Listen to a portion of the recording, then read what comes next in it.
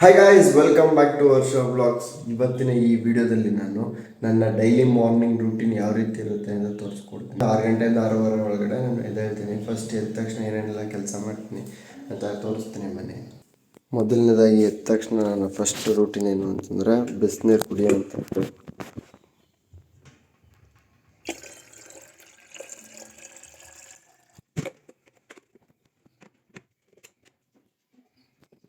ಪವನ್ ಪವನ್ ಓಯ್ ಪವನು, ಟೈಮ್ ಆಯಿತು 7 ಗಂಟೆ.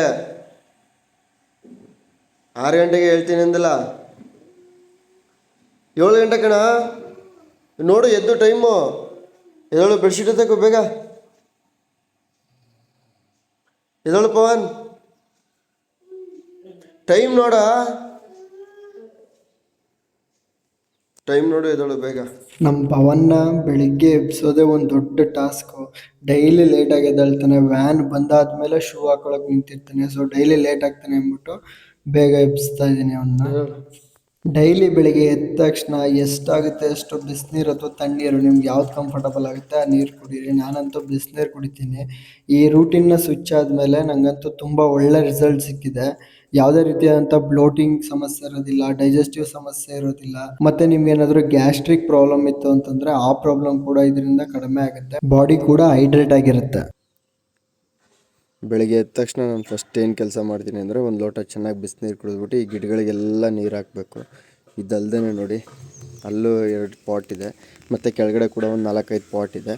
ರಾತ್ರಿ ಸ್ವಲ್ಪ ಮಳೆ ಬಂದಿರೋದ್ರಿಂದ ಡೈಲಿ ಮಾರ್ನಿಂಗ್ ರೂಟೀನಲ್ಲಿ ಈ ಕೆಲಸ ಇವತ್ತು ಕಡಿಮೆ ಆಗಿದೆ. ನೋಡಿ ಗೈಸ್, ಇವನು ನಮ್ಮ ಅಕ್ಕನ ಮಗ ಪವನ್ ಅಂತ.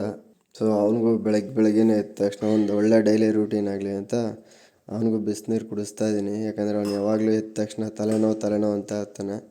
ಸೊ ಈ ರೂಟೀನ್ ಸ್ವಿಚ್ ಆದ್ದರಿಂದ ಅವನಿಗೆ ತಲೆನೋವೆಲ್ಲ ಕಡಿಮೆ ಆಗಿದೆ. ಪವನ್ಗೆ ಬಿಸಿನೀರು ಕೊಟ್ಟಾದ್ಮೇಲೆ ಅವನ್ನ ಫ್ರೆಶ್ ಅಪ್ ಆಗಕ್ಕೆ ಹೇಳ್ಬಿಟ್ಟು ಅವ್ನು ಹಾಸ್ಕೊಂಡಿದ್ದಂಥ ಚಾಪೆ ಬೆಡ್ಶೀಟ್ ಎಲ್ಲನೂ ಮತ್ತು ನನ್ನ ಚಾಪೆ ಬೆಡ್ಶೀಟ್ ಎಲ್ಲನೂ ಎತ್ತಿ ನೀಟಾಗಿ ಒಂದು ಕಡೆ ಮಡಿಸಿ ವಾಟ್ರ್ ಇಡಬೇಕು. ಇದು ನಂದು ಡೈಲಿ ರೂಟೀನ್ ಕೆಲಸದಲ್ಲಿ ಮಿಸ್ಸೇ ಇಲ್ಲ. ಯಾಕಂತಂದರೆ ಸಮ್ಟೈಮ್ಸ್ ಅವನು ಬೇಗ ಇದ್ದರೆ ಅವನೇ ಅವ್ನ ಚಾಪೆ ಮತ್ತು ಬೆಡ್ಶೀಟ್ ಎತ್ತಿ ಮಡಗ್ತಾನೆ. ಅವನು ಆಲ್ಮೋಸ್ಟ್ ಲೇಟಾಗಿ ಎದ್ದೇಳೋದ್ರಿಂದ ಅವ್ನು ಫ್ರೆಶ್ ಅಪ್ ಆಗಿ ಬಿಟ್ಬಿಟ್ಟು ನಾನೇ ಕ್ಲೀನ್ ಮಾಡ್ತೀನಿ. ಇದೆಲ್ಲ ಕ್ಲೀನಿಂಗ್ ಮುಗಿದ್ಮೇಲೆ ಒಂದು ಕಡೆಯಿಂದ ಅವ್ನ ಬುಕ್ಸ್ ಎಲ್ಲ ನೈಟೆಲ್ಲ ಹೋಮ್ ವರ್ಕ್ ಮಾಡಿರೋದು ಅಲ್ಲೆಲ್ಲ ಇಟ್ಟಿರ್ತಾನೆ. ಆ ಬುಕ್ಸ್ನೆಲ್ಲ ಅವ್ನ ಬ್ಯಾಗ್ಗೆ ಇಟ್ಬಿಟ್ಟು ನೆಕ್ಸ್ಟು ಮನೆ ಕಸ ಎಲ್ಲ ಗುಡಿಸ್ಬೇಕು. ಸೊ ಡೈಲಿ ರೂಟೀನಲ್ಲಿ ಇದು ನಂದು ಕೆಲಸ ಮಿಸ್ಸೇ ಇಲ್ಲ. ಡೈಲಿ ಮನೆ ಕಸ ನಾನೇ ಆಲ್ಮೋಸ್ಟ್ ಗುಡಿಸ್ತೀನಿ. ನಮ್ಮ ಅಕ್ಕಂದಿರೆಲ್ಲ ಬಂದಾಗ ನಾನಂತೂ ಕೆಲಸ ಮಾಡಲ್ಲ, ನಮ್ಮ ಅಕ್ಕಂದಿರು ಮಾಡ್ತಾರೆ. ನಮ್ಮ ಅಮ್ಮನಿಗೆ ಈಗ ಸದ್ಯಕ್ಕೆ ಬೆಡ್ ರೆಸ್ಟ್ ಕೊಟ್ಟಿರೋದ್ರಿಂದ ಅವರೆಲ್ಲ ಕ್ಲೀನಿಂಗ್ ಎಲ್ಲ ಏನು ಮಾಡ್ತಾ ಇಲ್ಲ. ಸೊ ನಾವೇ ಅವ್ರನ್ನ ಮಾಡಿಬಿಡಿ, ರೆಸ್ಟ್ ಮಾಡಿ ಅಂತ ಬಿಟ್ಟಿದ್ದೀವಿ. ಆಲ್ಮೋಸ್ಟ್ ನಾನೇ ಮನೆ ಕಸ ಎಲ್ಲ ಗುಡಿಸಿ ರೆಡಿ ಮಾಡ್ತೀನಿ. ಆಲ್ಮೋಸ್ಟ್ ನಾನು ನಮ್ಮಮ್ಮ ಇಬ್ಬರೇ ಇದ್ದಾಗ ಕಸ ಮನೇಲಿ ಕಡಿಮೆ ಇರುತ್ತೆ. ನಮ್ಮ ಅಕ್ಕನ ಮಕ್ಕಳು ಬಂದರೆ ಮಾತ್ರ ಮನೆ ತುಂಬ ಕಸ ಇಟ್ಟಿರ್ತಾರೆ. ಸೊ ನೋಡಿ, ಇವಾಗ ಕ್ಲೀನ್ ಆಗಿದೆ, ಮನೆಯೆಲ್ಲ ಯಾವ ರೀತಿ ಇದೆ ಅಂತ ನೀವು ನೋಡ್ಬೋದು. ನಾನು ಮನೆ ಕಸ ಎಲ್ಲ ಗುಡಿಸಿ ಕ್ಲೀನ್ ಮಾಡೋ ಅಷ್ಟರಲ್ಲಿ ಪವನ್ ರೆಡಿಯಾಗಿ ಬರ್ತಾನೆ. ರೆಡಿಯಾಗಿ ಬಂದವನಿಗೆ ಒಂದು ಲೋಟ ಬಿಸಿ ಹಾಲು ಕಾಯಿಸ್ತೀನಿ. ಹಾಲು ಕುಡ್ಕೊಂಡು ಅವನು ವ್ಯಾನ್ ಬರುತ್ತೆ, ಅವನು ಹಾಲು ಕುಡ್ಕೊಳ್ಳೋ ಟೈಮ್ಗೆ 8 ಗಂಟೆಗೆ ಕರೆಕ್ಟಾಗಿ ವ್ಯಾನ್ ಬರುತ್ತೆ. ವ್ಯಾನ್ ಬಂದ ತಕ್ಷಣ ಅವ್ನು ಸ್ಕೂಲ್ಗೆ ಹೋಗ್ತಾನೆ. ಅವ್ನು ಸ್ಕೂಲಿಗೆ ಕಳಿಸ್ತೀನಿ, ನನಗೆ ಟೈಮ್ ಆಗಿರುತ್ತೆ. ಸೊ ನಾನು ಮನೆಯೆಲ್ಲ ಕೆಲಸ ಮುಗ್ದಿರುತ್ತಲ್ಲ, ಬೇಗ ಹೋಗಿ ಫ್ರೆಶ್ ಅಪ್ ಆಗ್ತೀನಿ.